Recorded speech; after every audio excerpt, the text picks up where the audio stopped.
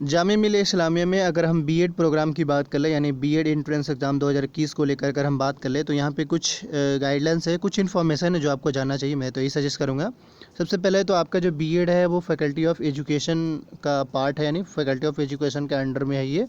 मतलब सारी चीज़ें समझिए यहीं से डील होता है। ये भी वो भी इसका जो क्लासेस है वो जामिया के अंदर में ही चलता है, पर ये गेट नंबर 20 पे इसकी क्लासेस चलती है। खैर, ये तो क्लासेस का सीन हुआ, पर उससे पहले कुछ इंपॉर्टेंट चीज़ ये है, जैसे कि अगर हम बीएड की बात कर लें तो 2 इयर्स का कोर्स है यहाँ पे, और आपके जो सीट्स हैं, क्योंकि ये बीएड जो जनरल कर सकते हैं, बीएड जनरल मान के चलें, क्योंकि इसमें सीट जो है वो 200 है। पर अगर फ़ी की बात कर ले, यानी ईयरली फ़ी की बात कर ले, तो 6900 है। इसमें भी हैशटैग लगा हुआ है, उसके पीछे का रीज़न यहाँ पे मेंशन है। कुछ इंटर्नशिप वगैरह कराए जाते हैं, जैसे कि फर्स्ट ईयर में आपको इंटर्नशिप कराया जाएगा, जिसमें 2000 अलग से चार्ज लगेगा, और अगेन जो 3000 लगेगा वो सेकेंड ईयर में लगेगा। इस तरीके से कुछ चार्ज एडेड है। तो ये तो फ़िलहाल फ़ी और फ़ी को लेकर बात हो गई, और सीट्स को लेकर बात हो गई बीएड में। इसके अलावा अगर हम बात कर लें, जैसे कि BEd special education, nursery education में भी देख सकते हैं सेम है, पर सीट्स में उतना मतलब कम है, 30 सीट्स है ही।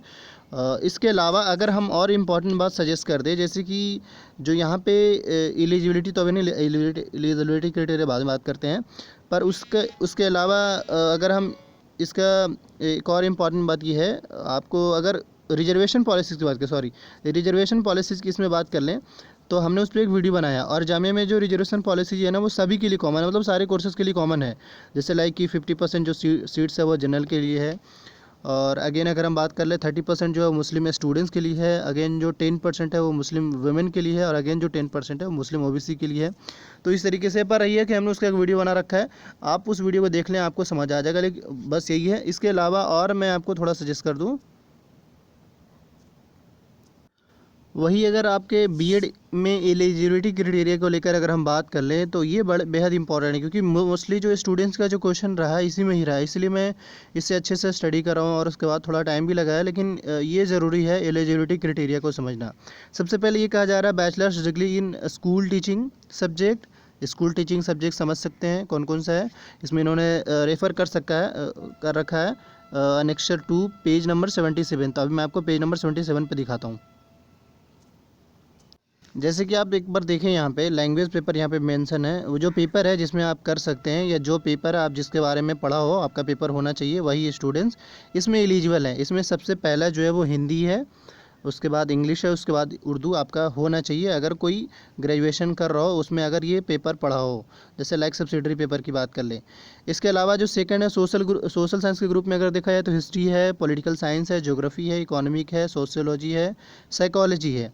इस तरीके से साइंस ग्रुप में देखें तो फिजिक्स को बताया गया है, chemistry, geology, botany, bio science, life science and home science, mathematics. तो ये सारे पेपर्स हैं जिन जिन स्टूडेंट्स का ये पेपर पढ़े हैं वो एलिजिबल हैं बीएड के लिए जामिया में। एक बात और थोड़ा सा फिर से मैं रिमाइंड करूँ, देखिए यहाँ पे थोड़ा समझ लें। एक तो वो स्कूल टीचिंग सब्जेक्ट आप समझ गए होंगे। अगेन जो है bachelor degree school teaching subject with not less than 45% and at least 50% marks in master degree examination in the same level teaching subject in the candidate has applied. अभी मैंने कुछ लोगों से बात भी करा था जो ऑलरेडी वहाँ पे बीएड में है, वो कह रहे थे कि अगर सपोज किसी लैंग्वेज में कोई स्टूडेंट्स है, लेकिन अगर उसका सबसे पेपर में हिस्ट्री हो, ज्योग्राफी हो, और वो तीनों साल हो, तो वो उस वे में वो एलिजिबल है, ऐसा वो सजेस्ट कर रहे थे। पर वो आप कहाँ तक बिल्कुल 100% सही है ये तो कंफर्म हम नहीं बता सकते, पर ये कि वो बता रहे थे कि इस टाइप से जामिया में होता है। इस टाइप से भी मतलब इन केस अगर ऐसा है तो वो एलिजिबल है। इसके अलावा भी अगर हम देखें तो जैसे देखिए अब इसमें ये भी बताया गया कि कौन सा स्टूडेंट्स एलिजिबल नहीं है, वो भी बता दिया गया है। आप थोड़ा सा देखें, दिखाते हैं आपको। इसमें सिंपली कहा जा रहा है, देखिए, teaching subject must have been counted in awarding the division at graduation level. तो आपका वही कहा जा रहा है कि आपका टीचिंग सब्जेक्ट मतलब किसी भी हाल में आपके ग्रेजुएशन के पेपर में होना चाहिए, तभी आप बीएड के लिए एलिजिबल है। एंड इसके अलावा जो इसमें जो बताया गया जो नहीं है एलिजिबल, वो देख लीजिए। नॉट एलिजिबल में BCom honours, BCom pass, B honours pass in commerce and BA BSc pass honours and in vocational subject. तो ये अगर वोकेशनल सब्जेक्ट में है तो ये एलिजिबल नहीं है। इसके साथ साथ BA examination in one language only after completing an examination conducted by language education institution, अगर कोई सिर्फ एक ही लैंग्वेज में करा हो तो वो भी उस केस में एलिजिबल नहीं है। इसके साथ साथ MSc के स्टूडेंट जैसे केमिस्ट्री, बायोफिजिक्स, एनवायरमेंटल बॉटनी, ये सारे स्टूडेंट जो है वो भी एलिजिबल इस कोर्सेज में नहीं है। तो आपको बस इसमें थोड़ा है ना एक बार अच्छे से समझना होगा। अगर आपको ये PDF चाहिए तो वीडियो के डिस्क्रिप्शन बॉक्स में इसका लिंक मिल जाएगा, आप वहाँ से एक्सेस कर सकते हैं, उसके बाद आप खुद समझ लीजिएगा। देखिए सेम जो फिर वही है जैसे B.Ed में, तो आप समझ रहे हैं कि B.Ed नर्सरी का है और B.Ed जनरल हो गया और B.Ed स्पेशल एजुकेशन हो गया। तो ये तीनों के लगभग जो एलिजिबिलिटी क्राइटेरिया वो कॉमन है, और बस ये इनका एलिजिबिलिटी क्राइटेरिया हो गया। अब हम थोड़ा सा और इम्पॉर्टेंट बात कर लें। एलिजिबिलिटी क्राइटेरिया को अच्छे से समझ लीजिए, उसके बाद हम सिलेबस भी दिखाएंगे आपको। एप्लीकेशन फॉर्म के लेकर बात कर लें तो अभी फ़िलहाल नहीं है, बहुत सारे बच्चे पूछ रहे हैं, तो एप्लीकेशन फॉर्म अभी नहीं है। आप बस ये कर लें कि आप अपडेटेड रहें और जैसे ही फॉर्म आता है आपको बता दिया जाएगा। इसके साथ साथ अगर हम एंट्रेंस एग्ज़ाम की बात कर लें तो ये मान के चले कि अगले मतलब ये कि जुलाई से पहले तो मेरे ख्याल से एग्ज़ाम नहीं होने वाला है, जुलाई से अगस्त तक में जा सकता है, आप बस अपडेटेड रहिएगा।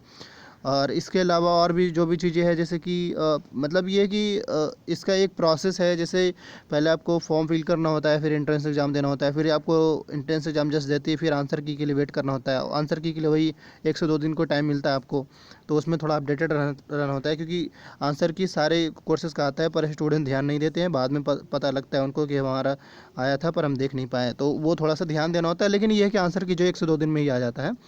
खैर, अब जो है मैं आपको सिलेबस दिखाने जा रहा हूँ। आपके जो सिलेबस है वो चेंज हो रखा है पहले से, यानी चेंज हुआ था, तो इसमें एक चेंज सिलेबस हुआ है, पर उसके इंपॉर्टेंट क्या है वो सजेस्ट करते हैं। सबसे पहले देखिए आपके जो क्वेश्चन पेपर होते हैं उसके अगर हम पैटर्न की बात कर ले तो 3 टाइप्स में इस बार क्वेश्चन था। मतलब ये कि हिंदी, इंग्लिश, उर्दू, ये तीनों में ये क्वेश्चन था। जिस भी स्टूडेंट्स को क्वेश्चन पेपर चाहिए होगा, वीडियो के डिस्क्रिप्शन बॉक्स में टेलीग्राम का लिंक होगा, वहाँ ज्वाइन कर लीजिए, वहाँ आपको क्वेश्चन मिल जाएगा। एंड अगेन इसमें इंपॉर्टेंट बात जो भी है वो सजेस्ट कर दें। सबसे पहले देखिए जो आपका जो B.Ed का जो आपका जो क्वेश्चन पूछा जाएगा वो 180 मार्क्स का क्वेश्चन, सॉरी 170 मार्क्स के क्वेश्चन होंगे, और आपको जो टाइमिंग मिलेगा वो 3 आवर्स का टाइमिंग मिलेगा। और एक बात और कि यहाँ पे निगेटिव मार्किंग है, और उससे ज़्यादा इंपॉर्टेंट ये है कि पासिंग मार्क्स इन्होंने दे रखा है। जैसे मैंने अभी बताया था इससे पहले की वीडियो में कि आपको मिनिमम मार्क्स इतना है कि कम से कम इतने मार्क्स ऑब्टेन करना पड़ेगा जामिया में एडमिशन के लिए, चाहे वो जैसे लाइक 30% था तो 30% के हिसाब से ये 25.5 लिख रहा है, तो ये मान के चलिए कि एटलीस्ट 25% मार्क्स आना चाहिए। पर इसका ये बिल्कुल भी मतलब नहीं हो जाता कि अगर 25 मार्क्स ला दिए तो आपका जामिया में हो जाएगा, ऐसा नहीं। वो तो डिपेंड करता है कि मैक्सिमम मार्क्स कितना अचीव हुआ है उसके हिसाब से। तो ये पार्ट ए जो हुआ वो आपको बता दिया गया। और इसमें देखिए यहाँ पे इसके बाद क्या कहा जा रहा है। एंट्रेंस टेस्ट होगा, ऑब्वियसली आप जानते हैं। जनरल इंटेलिजेंस से 30 क्वेश्चन पूछे जाएंगे, एप्टीट्यूड से 30 एंड करंट अफेयर से भी 30। और नेक्स्ट जो 80 मार्क्स का जो क्वेश्चन है वो जो है वो 20 general science, again 20 social science, और न्यूमेरिकल से 20 एंड अगेन जो लैंग्वेज है वो भी 20 क्वेश्चन पूछे जाएंगे। तो ये इस तरीके से अगर आप बुक के लिए कहेंगे तो वैसे तो जामिया स्पेसिफिकली इसके लिए मतलब जामिया के बिहाफ में वैसा कोई स्पेशल बुक लॉन्च नहीं होता है, पर आप जो है वो कोई भी अच्छी सी बुक स्टडी कर सकते हैं। ये कि मोस्टली आपको क्वेश्चन पेपर पे सबसे पहले ध्यान देना है। क्वेश्चन पेपर पे अगर क्वेश्चन पेपर आप समझ जाते हैं, इसका मतलब है कि आपको ये आपके अंदर वो एलिजिबिलिटी है कि आप अच्छे से एंट्रेंस क्वालिफाई कर पाएंगे। हमारा सजेशन यही था। तो आप बस ये करें कि सबसे पहले क्वेश्चन पे जाएं और क्वेश्चन का स्टैंडर्ड चेक करें और उसका टॉपिक को समझने की कोशिश करें, और उसके बाद आप स्टडी अच्छे से करें। ये भी मान के चलिए कि देखिए अभी जो इनके जो सिलेबस जो है, ये मान के चलिए कि जो SSC लेवल का जो सिलेबस होता है ना, वो उसका मान के चलिए कि उसी के बेस का उसी के हिसाब से आपको तैयारी कर लेना है, ताकि आपका जो है B.Ed में हो जाए।